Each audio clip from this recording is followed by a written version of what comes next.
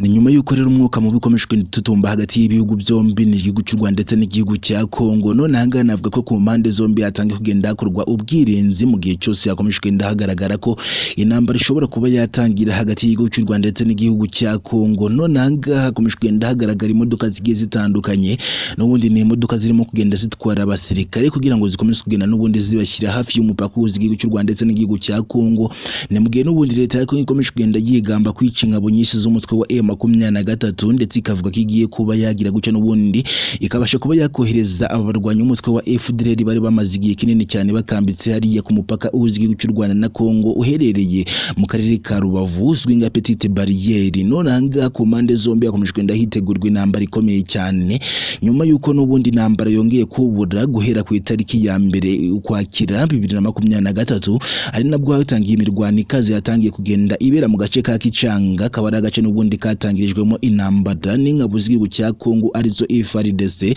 n'ingabo z'umutwe wa M23 n'ubundi zikomeshwe ndazirwanira uburenganzira bw'abaturage bavuga ururimi rw'ikinyarwanda ndetse n'abaturage bo mu bwoko bw'abatutsi bivugwa ko kugeza kuri ubu ngubu n'ubundi badahabwa agaciro mu gihugu cyabo. Ibingibi rero leta ya Kongo yo ikomeza kugenda ivuga ko impamvu abarwanyi bakomeza kugenda bahangarira muri iki gihugu cya Kongo ari uko n'ubundi ari abanyarwanda ngo bashaka kuba bafata ku butaka bw'igihugu cya Kongo, ariko ibingibi leta y'u Rwanda yo ikaba yarakomeje kugenda ibihakana yivuye inyuma mu gihe n'ubundi leta ya Kongo ikomeza kugenda ivuga ko n'intwaro bakoresha ari mu ntwaro ngo bigaragara ko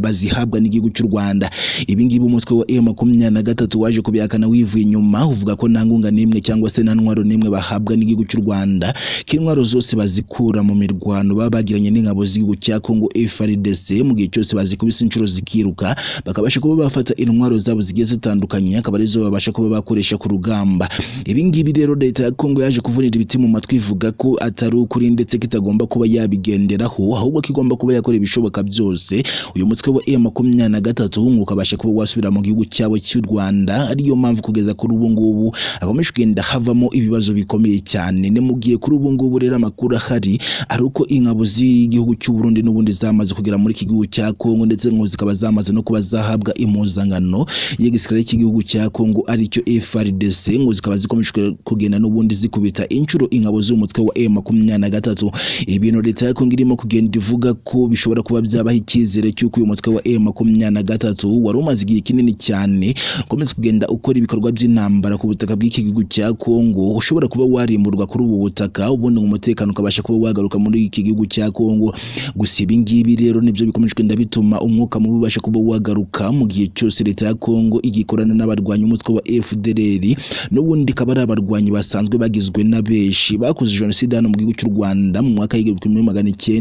w'1994 nyuma yaho bakaza guhungira mu mashyamba y'igihugu cya Kongo ari nabo bakomeje kugenda bikusanyiriza n'abandi barwanyi bagiye batandukanye kugeza kuri ubu ngubu bakaba bakomeje kugenda n'ubundi bakora ibikorwa by'intambara bafatanyije n'ingabo z'igihugu cya Kongo n'ubundi ni intambara yo gushaka uburyo ngo basubiza inyuma abo barwanya umutwe wa M23 ngo bakabasubiza mu gihugu cy'u Rwanda. None hanga rero bikomeje kugenda biba bibi cyane kuko bivugwa ko n'ubundi mu gihe cyose umutwe wa M23 uraba umaze kuba wasubizwa mu gihugu cy'u Rwanda cyangwa se warimburwa ku butaka bw'iki gihugu cya Kongo ngo gahunda igomba kuba yakurikira ari gahunda yo kugira ngo uyu mutwe wa FDLR ubashe kuba wakerekezwa hariya mu karere ka Rubavu hafi y'umupaka w'igihugu cy'u Rwanda ndetse n'igihugu cya Kongo kugira ngo isaha ku isaha babashe kuba bagaba ibitero bikomeye cyane ku butaka bw'igihugu cy'u Rwanda. Mu by'ukuri ibingibi bikomeje kugenda bitera ubwoba abantu benshi cyane bagiye batandukanye bakabona ko ari intambara igiye kuba yatangira noneho ku mpande z'ibihugu byombi mu gihe byose hakomeje kugenda hagaragara ingufu ngiya cyane ku mutwe wa M23. N'ubundi bivugwa ko mu mirwano yabaye ku munsi w'ejo waje kuba watakaza abarwanyi benshi cyane ngo ku buryo kuri ubu ngubu n'ubundi urimo kugenda ukubitwa inshuro mu buryo bukomeye cyane ku buryo n'amahirwe n'ubundi yuko uyu mutwe wa M23 udashobora kuba utarimburwa hano cyangwa se hariya ku butaka bw'igihugu cya Kongo.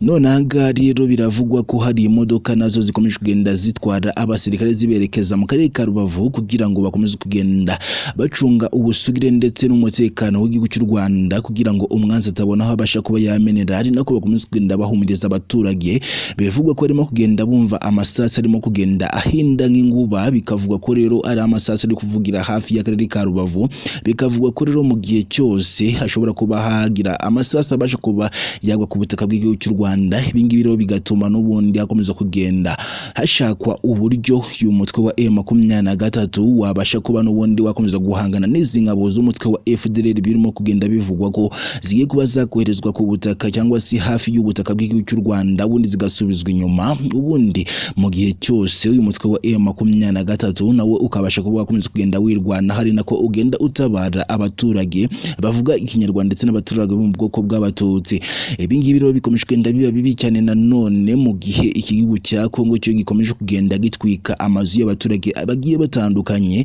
kuko bivugwa ko ku munsi w'ejo nk'uko mwakomeje kugenda mubibona no mu video agiye atandukanye hagaragaye amazu menshi cyane yararimo gushya. Bivugwa ko n'ubundi ari amazu y'abaturage b'abatutsi, bivugwa ko n'ubundi bari basanzwe batuye mu gace bari bashungiwe umutekano n'ingabo z'umutwe wa M23, ariko nyuma y'uko ingabo z'umutwe wa M23 muzirukanwe muri ako gace, hakaba hari hisaba igikorwa cyo kugira ngo batangire kugenda bashumika amazu y'aba baturage bavuga ikinyarwanda ndetse n'abavuga cyangwa se n'abaturage bo mu bwoko bw'abatutsi. Ibingibi bikomeje kugenda biba ikibazo gikomeye cyane rero muri iki gihugu cya Kongo, aho ingabo z'igihugu cya Kongo zirimo kugenda zishinjwa no kuba zaregize gutyo n'ubundi ngo zikiba inka z'abaturage zigera kuri 50. Ngo ni igikorwa rero cyakozwe n'ingabo z'igihugu cya Kongo FARDC ngo zifatanya n'abarwanya umutwe wa Wazalendo, n'ubundi no mutwe waje kwirema muri iki gihugu cya Kongo kugira ngo nawo ubashe kuba wafatanya ngo n'ingabo z'igihugu cya Kongo mu guhangana n'uyu mutwe wa M23. Bikomeje kugenda n'ubundi hakorwa intambara ikomeye cyane yo kugira ngo